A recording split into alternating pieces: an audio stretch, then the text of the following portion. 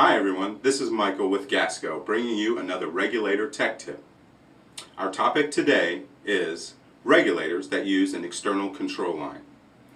When sizing a regulator, we are trying to make sure that the regulator will work for your application, not whether it is the same size as the line that it will be installed into. When we need to use a smaller size regulator in a larger line, we will try to keep it to no more than one nominal line size smaller than the line it will be installed into. But that isn't always possible. We recommend that when the regulator goes into a larger line, that the line be increased immediately coming out of the regulator to maintain the outlet set point desired.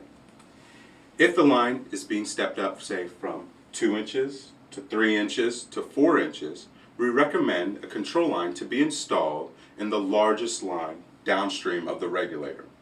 This becomes the point where the regulator is controlling the outlet pressure, not at the regulator discharge. Remember, we are trying to make sure the regulator will work for your application, not trying to make sure that it fits your line size. I hope you find this tech tip helpful, and remember, our product specialists at Gasco are ready to help you with all of your gas regulator and meter needs. Visit us on the web at gascoonline.com or call 1-877-GAS-REGS.